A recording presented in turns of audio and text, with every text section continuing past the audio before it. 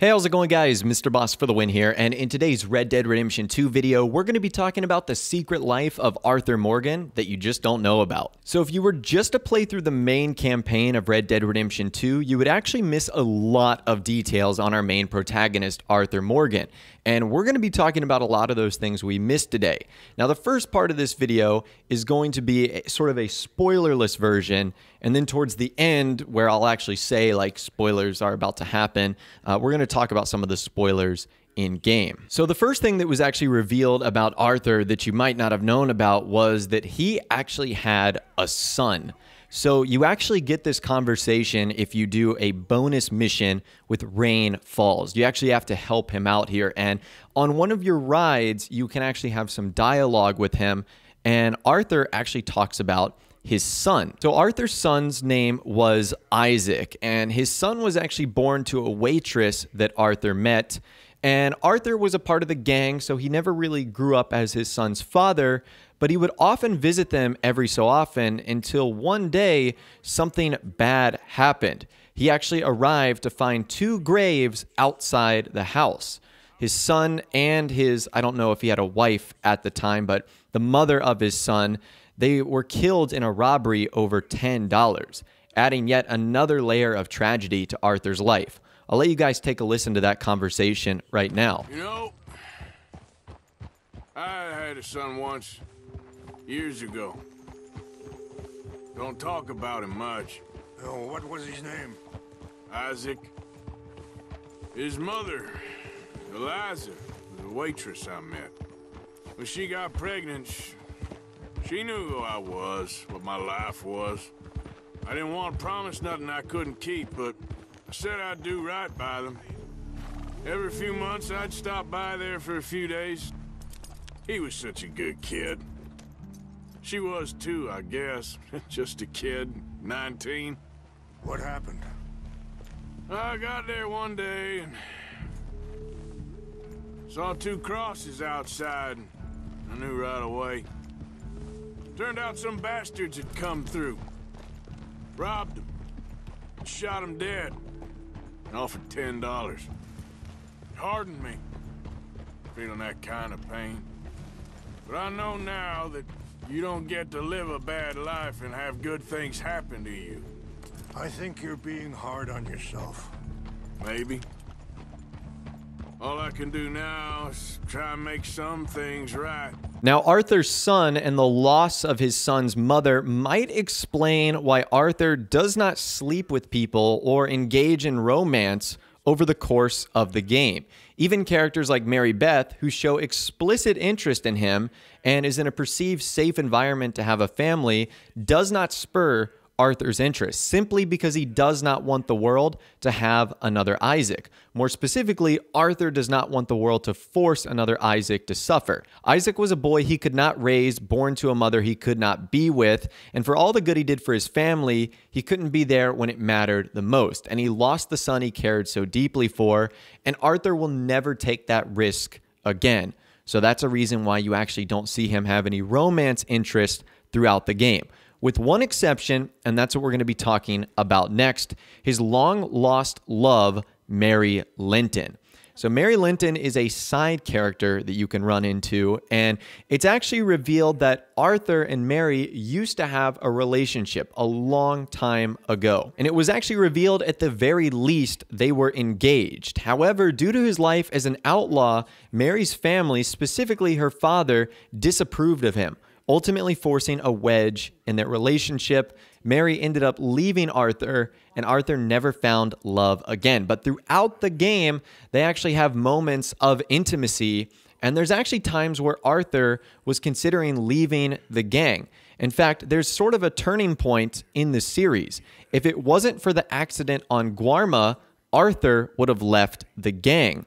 So you'll know that Arthur actually agreed to leave the gang and be with Mary Linton following the bank heist. Now, had the heist not gone sour, Arthur would have taken his money, abandoned Dutch, and finally ran away with Mary to start their lives. Unfortunately, as you guys know, the bank's aftermath immediately leads into the shipwreck, which causes Arthur to be stranded on Guarma for an unspecified amount of time.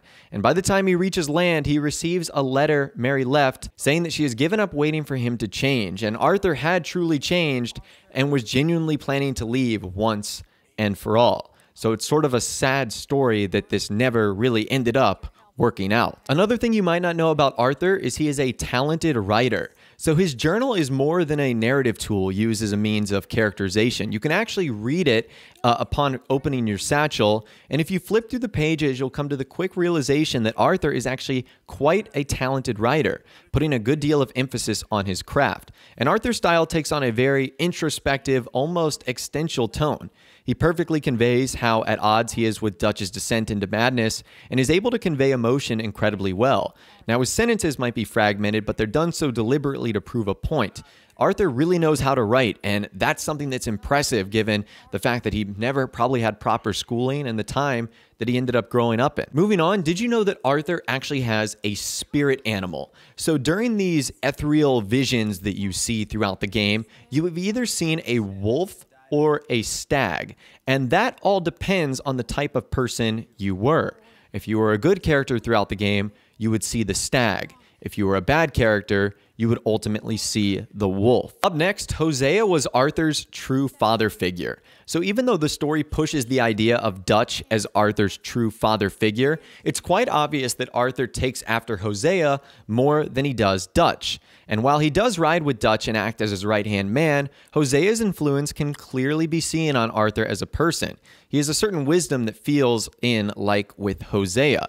And not just that, there's a sensitivity to Arthur that he keeps tucked away in his journal. And although it's stated that Dutch actually taught Arthur to read, Hosea was likely the one who taught Arthur to refine his craft. And Hosea is clearly the smartest member of the gang, keeping everyone in line, and you can see this resemblance throughout the game. Speaking of father figures, it was actually revealed that Arthur's father was a monster. So unlike John Marston, who barely knew his father, Arthur did live quite a few years with his biological father. Now, while this is a subject he keeps relatively hush about for most of the game, a few moments in the first 6 chapters do reveal key tidbits about Arthur's father, specifically his wicked ways. The recurring element circling Arthur's father is how much they did not get along. And while he looks back on his mother fondly, he states that his father lived far too long beyond anyone's goodwill. Now, he does keep a portrait of his father beside his bed. Granted, it's a picture of his mugshot, and it was actually revealed that Arthur's father would actually beat him when he was young. So you can kind of imagine why Arthur wanted to get away from that situation. Another thing that's revealed through camp dialogue is Arthur is roughly 35 years old by the time of chapter 2, and other in-game dialogue suggests that Arthur was 15 when he joined the gang. So basically, he's been with the group for 20 plus years. Now, we're going to get on to some spoilers. So if you have not completed the game, this is something you might want to come back to, but let's dive into the spoilers right now. So something that's kind of interesting is Arthur's fate was actually sealed by chapter 2. So in chapter 2, you do a mission called Money Lending and Other Sins, and you have to collect a debt from a man named Thomas Downs. And you actually start beating up Thomas Downs during this process, and because of that, he ends up coughing on you a couple of times.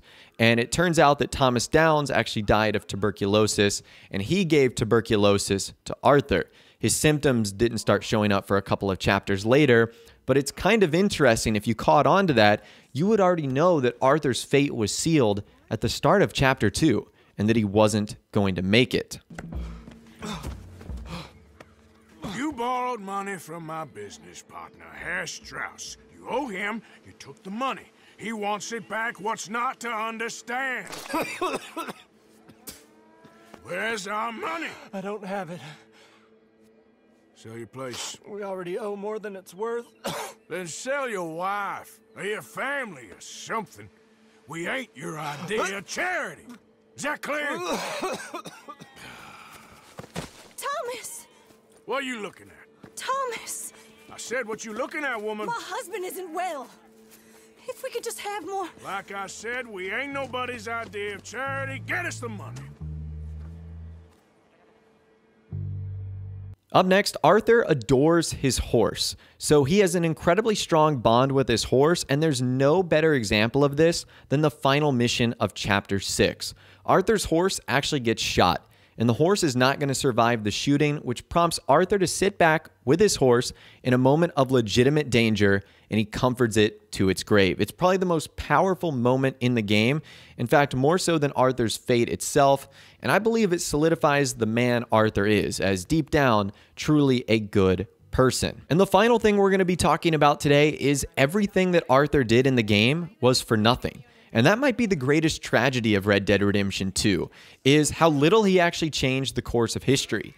Dutch still got away. He never truly put a stop to Micah's reign. John escaped, but not for long, and Jack never grew up to be the man Arthur knew he could be.